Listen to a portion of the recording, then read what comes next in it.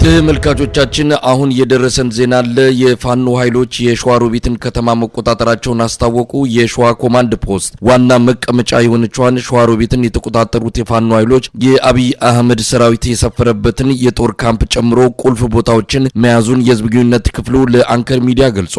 ሰሞኑን በተካሄዱ ውጊያዎች ከፍተኛ ኪሳራን ሲያስተናግድ የቆየው የአብይ አህመድ ሰራዊት በመጨረሻም ከሸዋሮቢት ተገፍቶ የወጣ ሲሆን በዙሪያ በሚገኙ ከፍታማ ቦታዎች ላይ ሰፍሮ እንዳለ ነው ያገኘነው መረጃ የሚያመለክተው። አንከር ሚዲያ ያነጋገራቸው በመከታው የሚመራው የፋኖ ብርጌድ የህዝብ ግንኙነት ክፍል አመራር ሸዋሮቢትን ተቆጣጥረናል፣ ሁሉ ነገር በእጃችን ነው ብለዋል።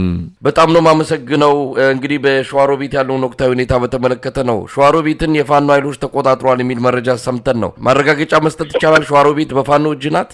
አዎ እውነት ነው። ሸዋሮቢት በአማራ ፋኖ ሸዋ ጠቅላይ ግዛት በመከታው ማሞ የሚመራ ጦር እጅ ውስጥ ናት። ሰሞኑን ሲደረጉ የነበሩ ኦፕሬሽኖች ነበሩ። በተለይም የአገዛዙን ሰራዊቶች የመበታተንና ባንዳዎችን የማጥራት ስራዎች ሲሰሩ ነበር። በሸዋሮቢት በቅርብ ርቀት ውስጥ ነበር ፋኖ የነበረው። አሁንም ደግሞ ወደ ገጠሩ የማጥቃት እንቅስቃሴዎችን መከላከያው እያደረገ ስለነበረ ዛሬ ሙሉ የመከላከያ የነበረባቸውን ካምፖችና ልዩ ኃይል የነበረባቸውን ካምፖች በፋኖ ቁጥጥር ውስጥ ናቸው። በቁጥጥር ስር ሆናለች ሸዋሮቢት ሲባል እንዴት ነው የሚገለጸው?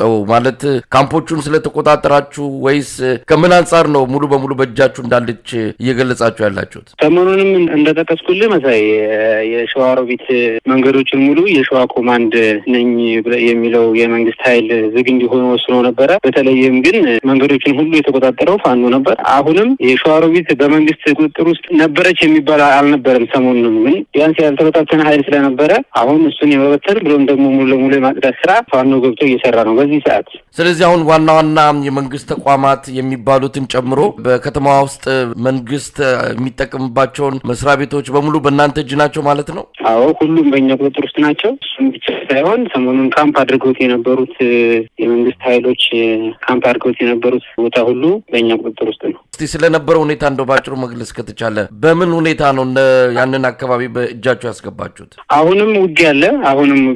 የከባድ መሳሪያዎች ጠቅሶች አሉ። በትንሽ ቦታዎች ላይ ያልጠራ የመንግስት አካል አለ። በድሽቃና በሞርተር ራሱን ለመከላከል እየሞከረ ነው። ነገር ግን ሙሉ ለሙሉ ከመጽዳት አያመልጥም ማለት ነው። ምናልባት መንግስት ሰሞኑን የያዘው ብዙ ኦፕሬሽኖች ራሱን ኦፕሬሽን ሰራለሁ ብለዋል ነድፎ ስለነበረ እኛም ብዙ የሸዋ ከተሞችን ሸዋሮቢትን ብቻ ሳይሆን ሰሞኑን ያስለቀቅናቸው ብዙ ቦታዎች አሉ። በመንዝም በዚሁ በጣም ባበር ዙሪያም እንዲሁ ደብረ ብርሃን ዙሪያም ብዙ ቦታዎች ከኛ ቁጥጥር ውስጥ ናቸው። መንግስት አጥቅጄዋለሁ የሚለው የማጽዳት ዘመቻ ብቻ ሳይሆን እኛም በተለየ ነጻ ቀጠናዎችን የማስፋት እንቅስቃሴዎች ነው እያደረግን ያለ ነው። እንደ ጥላት እንቅስቃሴ ሸዋሮቢትን በዘላቂነትም ወይም ደግሞ በጊዜያዊነትም አሁን ግን በእኛ ቁጥጥር ውስጥ ነው። ምናልባት ሰሞኑን የተፈጸሙ አንዳንድ እርምጃዎች አሉ። በተለይ የአገዛዙን ሰራዊት እርምጃ በመውሰድ የተለያዩ የጸጥታ አካላት ላይ እንደዚሁ ተመሳሳይ እርምጃ ወስዳችሁ እንደነበረ ባለፈውም ገልጻችኋል። እንደሰማነው ከሆነ አንድ ከፍተኛ ወታደራዊ አዛዥ ጭምር እንደተገደለ የሚገልጽ መረጃ ወጥቶ ነበር። እሱን ማረጋገጫ መስጠት ይቻላል ወይ? የነበሩትስ ግዳጆች እንደው በምን ሊገለጹ የሚችሉ ናቸው?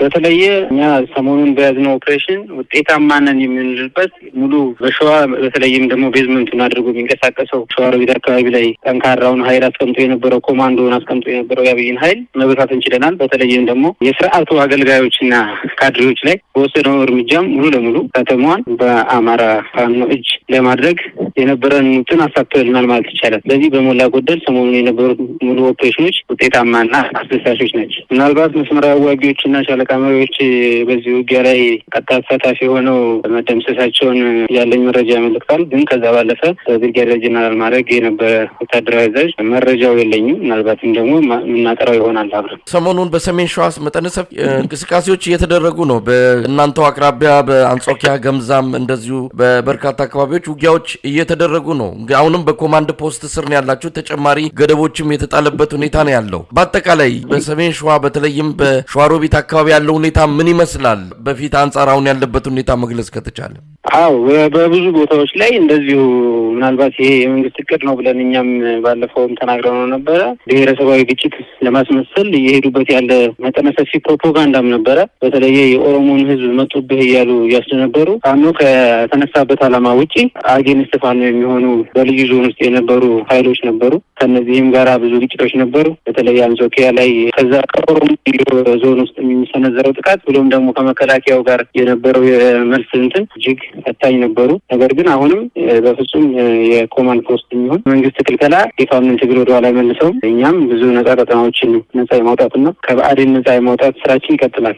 ምናልባት ሌሎቹ አካባቢዎችስ በዙሪያችሁ ያሉት ከሸዋሮቢት ባሻገር ተመሳሳይ በሆነ የመንግስት ቁጥጥር ስር ያሉ አካባቢዎች አሉ? በምን ሁኔታ ላይ ነው ያሉት በዙሪያችሁ ያሉ አካባቢዎች? በዙሪያችን ያሉ አካባቢዎች አብዛኞቹ በፋኖ ቁጥጥር ውስጥ ናቸው። ምናልባትም ጥቁር አስፋልት ላይ ያሉ ከትንሽ ካምፕ አድርጎ ከመቀመጥ ውጭ የተለየ እንቅስቃሴ የላቸው። ሙሉ ለሙሉ ግን በሚባል ደረጃ ሸዋ ውስጥ 95% የሚሆነውን የሸዋ አካባቢዎችን የሚሸፍነው ፋኖ የያዘው ቀጠና ብቻ ነው። የመንግስት ኃይል ከትንሽ ምናልባት ተለቅ ካሉ ከተሞች ውጭ የለም። አብዛኞቹ ከተሞችና እንትኖች በእኛ ቁጥጥር ውስጥ ናቸው። ስለዚህ አሁን ሸዋሮቢት ያለው ሁኔታ ምን ይመስላል? ውጊያ አሁንም እንዳለ ነው? በምን ሁኔታ እንዳላችሁ በአሁን ሰዓት ላይ ይህንን ቃለመጠይቅ በምናደርግበት ሰዓት ላይ ያለው ሁኔታ መግለጽ ይቻል ይሆን? አሁንም ውጊያ አለ። ምናልባት በሁለት አቅጣጫ ከተማ ወጣ ብሎ ተራራ ላይ የሰፈረ ኃይል አለ። ዲሽቃዎችና ሞርታሮችን እየወረወረ ነው። ነገር ግን ከተማ ውስጥ ሙሉ ለሙሉ ተቋማቶችና እንቅስቃሴዎች ሁሉ በፋኖ ቁጥጥር ውስጥ ናቸው። ምናልባት ይሄ ኃይልም ደግሞ ቁጥሩ ትንሽ ነው። እጁን ከመስጠት ወይም ደግሞ ከመደምሰስ የሚያመጣ ኃይል ነው።